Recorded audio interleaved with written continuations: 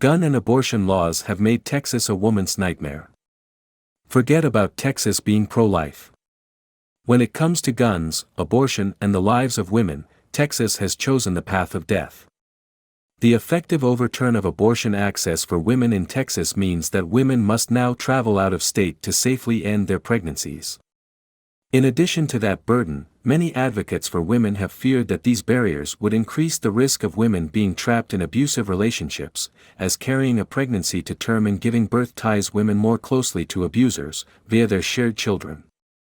As if that weren't enough, gun owners in Texas, including domestic abusers, have simultaneously become more empowered because of the state's permitless carry laws, and because of a federal appeals court ruling striking down a law that prohibited people under domestic violence restraining orders from having guns. Advocates have hypothesized that pregnant women in Texas and their unborn children would be more likely to die at the hands of the men in their lives.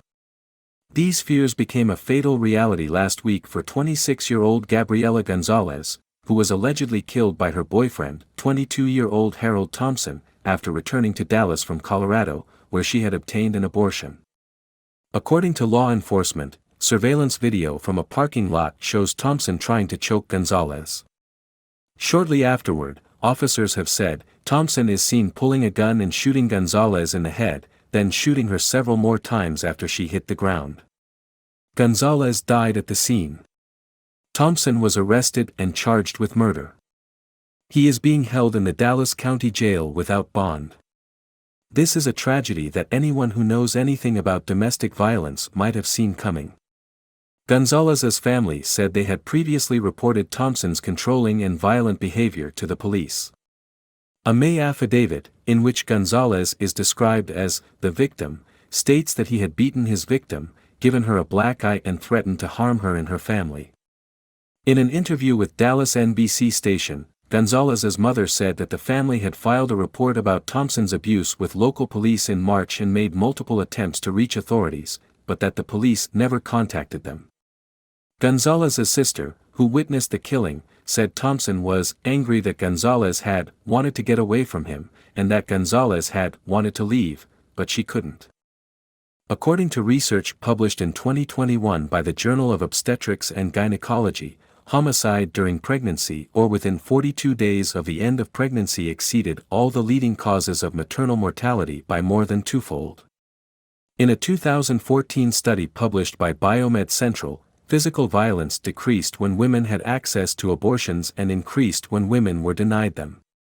There is not much definitive research into why men kill pregnant female partners, but common threads are that men feel jealous or less important to their partners, or fear loss of control in the relationship. A review of data by the Texas Council on Family Violence found that in 2021, Texas had the third highest number of intimate partner homicides in the last decade, with 204 people killed. 169 of those victims, or more than 80%, were women, and 75% of those women were killed with a gun. Proponents of relaxed gun laws like to argue that people, especially women, should carry firearms to protect themselves from violence. As an enthusiastic gun seller told me in Fort Worth last year, you can't rape a .38. Perhaps more women are buying this argument. Gun sales to women have risen in recent years. But those who argue that guns are an effective self-defense mechanism rarely seem to imagine husbands and boyfriends as threats. Or men who rape their wives and girlfriends. Are pro-gun advocates, especially men, going to tell pregnant and postpartum women that they have a God-given right to kill the men in their lives who abuse them? Never going to happen. Men are allowed, even encouraged, to train to take others' lives in the name of self-defense. But we punish women disproportionately for defending themselves against men. Women charged with killing their abusive male partners are subject to significantly longer prison sentences than men.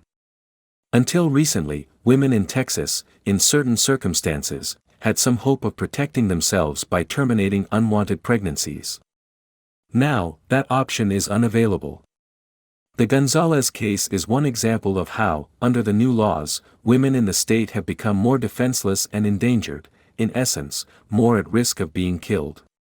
In a dream world, if Texas and other so-called pro-life states wanted to reduce abortions, they would stop producing men willing to beat, rape and kill their female partners. But of course, that's a fantasy.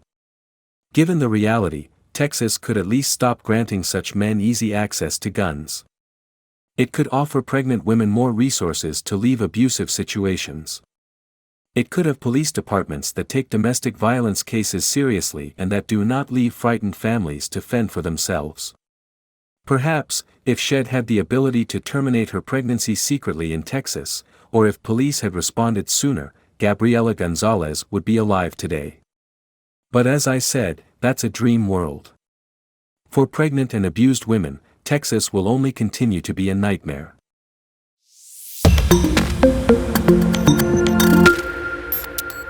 Gun and abortion laws have made Texas a woman's nightmare. Forget about Texas being pro-life.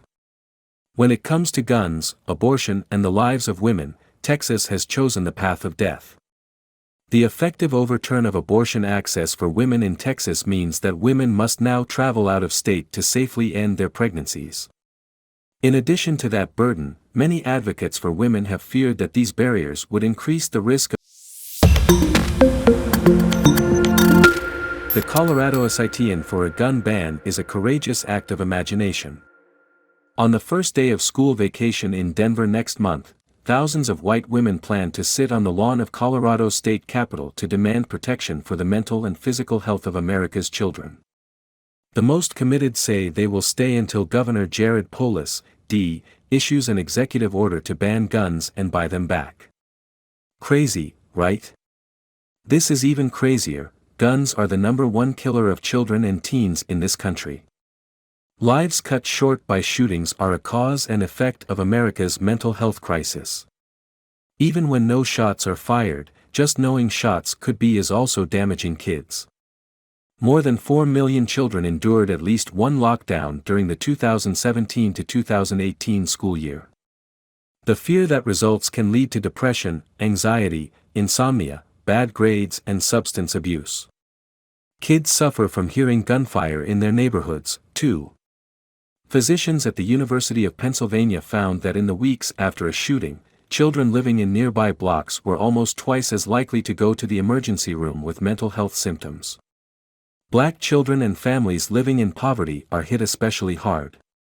As school shootings hit record numbers, there is a new phase in the response, one built around the civil rights movement. Called Here for the Kids, the strategy was devised by women who are Black, Indigenous, and people of color, groups that endure the most violence and repression. Although the organizers welcome everyone's support, white women are being enlisted for the Denver sit-in because they are statistically least likely to be harmed by police. Author and activist Saira Rao, who lost a 2018 Democratic primary run for Congress in Colorado, says she and anti-racism advocate Tina Strawn started Here for the Kids after the Nashville school shooting in March. Rao says it was crazy-making for despondent parents when President Biden suggested the fix was for Congress to just ban assault weapons. She and Strawn are mothers, like the